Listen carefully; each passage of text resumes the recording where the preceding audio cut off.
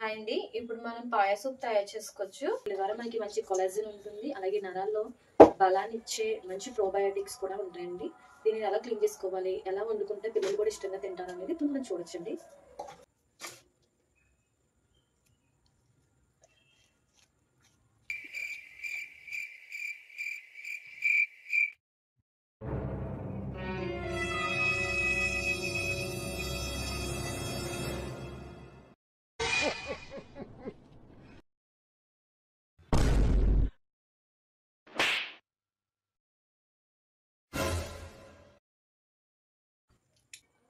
Okay,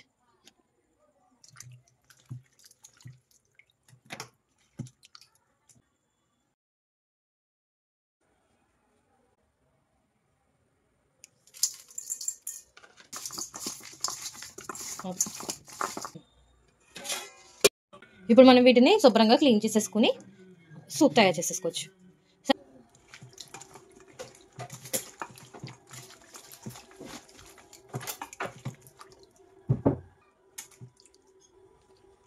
నేను ఉల్లిపాయలు సన్నగా కట్ చేసుకుని, టమాటాలు అలాగే వెల్లుల్లిపాయలని అల్లాన్ని కూడా నేను సన్నగా కట్ చేసుకున్నానండి.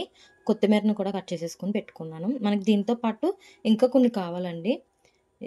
బిర్యానీ సామాన్లు కొన్ని వేసుకుని, అలాగే ధనియాలు కూడా ఒక 4 వేసుకుంటే సరిపోతుంది. ఇంకా మనకి మెయిన్ ఇంగ్రీడియంట్ వచ్చేసరికి కస్తూరి మేతి అండి. చాలా తక్కువ వేసుకోవచ్చు. మీ దగ్గర పుదీనా ఉంటే పుదీనా కూడా వాడండి. కస్తూరి మేతి వేస్తే డిఫరెంట్ ఫ్లేవర్ వస్తుంది, బాగుంటుంది. నేను ఎలా క్లీన్ చేసి పెట్టుకున్నానండి. వీటిని మనం ఇప్పుడు సూప్గా తయారు చేసేసుకోవచ్చు.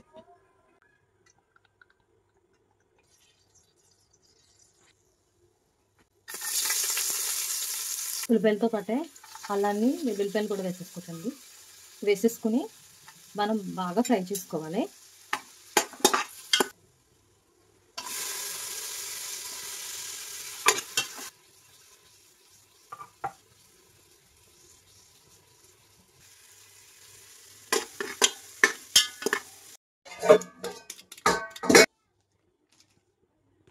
నేను బయట తీసుకుని మటన్ మసాలా తీసుకున్నాను, కొంచెం యాడ్ చేసుకున్నాను. ఇప్పుడు కొంచెం పసుపు కూడా వేసుకుంటే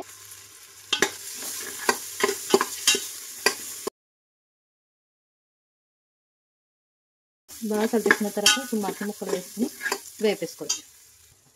మటన్ మనకి ఈ మటన్ బోన్స్ అనేవి ఇందులో వేగితే చాలా బాగుంటుంది.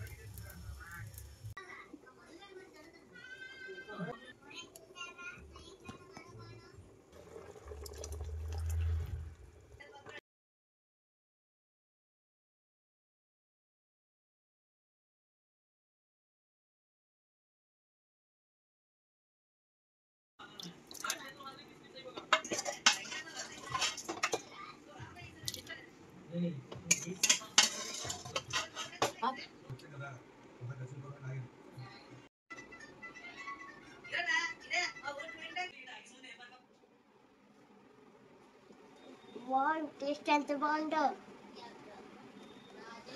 వావ్, టేస్ట్ ఎంత బాగుందో!